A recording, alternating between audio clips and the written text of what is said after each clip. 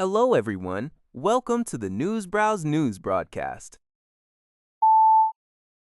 According to CBS News, Federal Reserve Governor Lisa Cook is pushing back against Donald Trump's renewed efforts to remove her from office over allegations of mortgage fraud.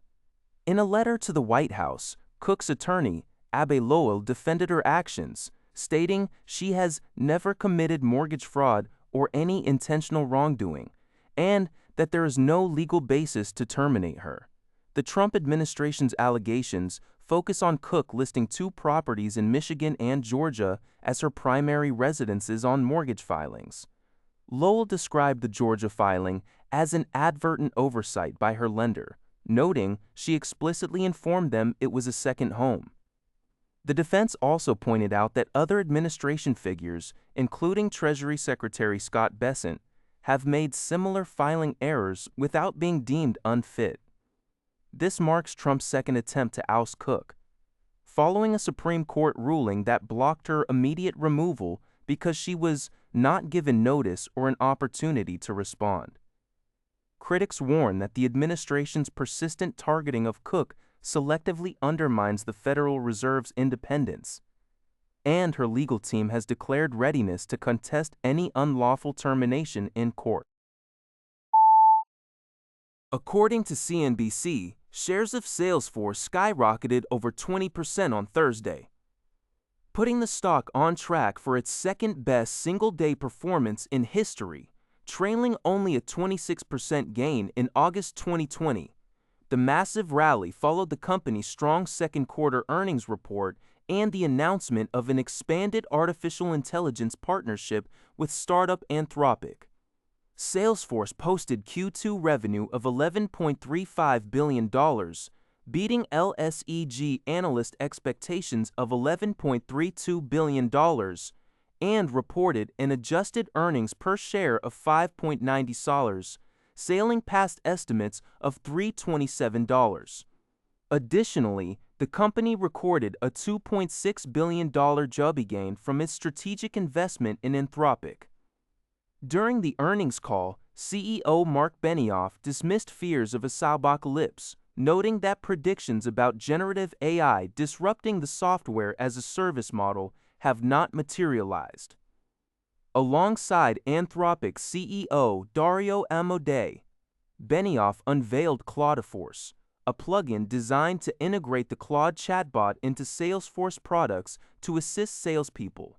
The positive momentum spread across the tech sector, triggering a rally in other software stocks including Adobe, Palantir, ServiceNow, Autodesk, and Figma, while the iShares Expanded Tech Software ETF rose about 5%.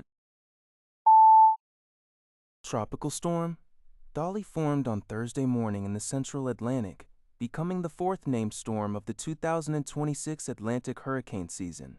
CBS News reports, according to the National Hurricane Center, Dolly formed far out at sea, about 1,555 miles east of the Leeward Islands, carrying maximum sustained winds of 40 miles per hour. It is moving rapidly in the direction of the Leeward Islands, but is forecast to degenerate into a tropical wave before making landfall on Saturday.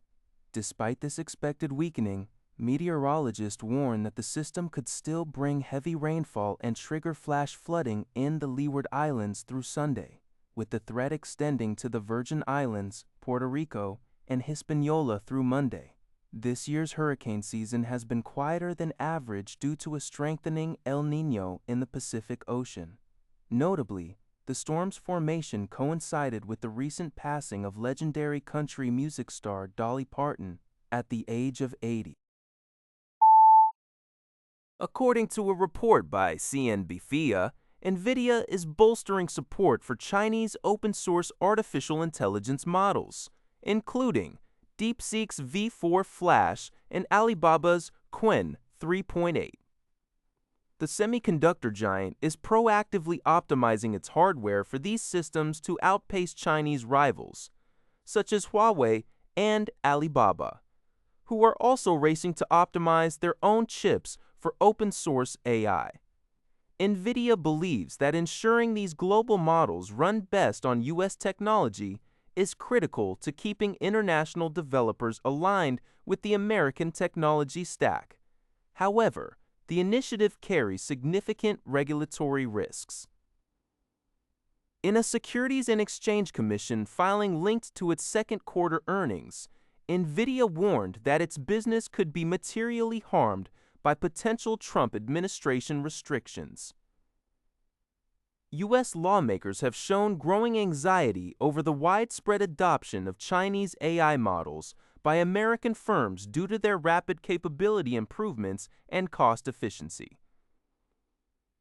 Nvidia, along with major tech players like Microsoft and Meta, previously urged Washington policymakers to avoid premature restrictions on open-weight models. Despite these geopolitical tensions, Nvidia reported strong second quarter earnings, reflecting its continued near monopoly on advanced AI chips.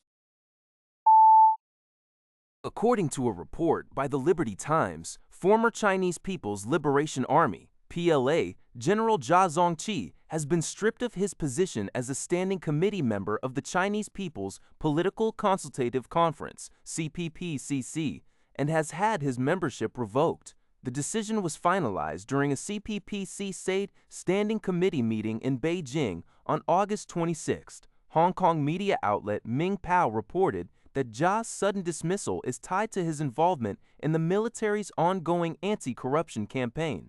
Zhao, 71, previously climbed the ranks in the 14th Group Army and served as the commander of the Western Theater Command following the 2016 military reforms. During his tenure as commander of the Western Theater Command, a deadly border clash broke out between Chinese and Indian troops in the Galwan Valley in 2020. U.S. intelligence sources at the time alleged that Zhao had personally authorized the attack. After retiring from active duty in 2021, Zhao transitioned to political roles before being caught in the recent military purge. That's all for this video. Thank you for watching. See you in the next video.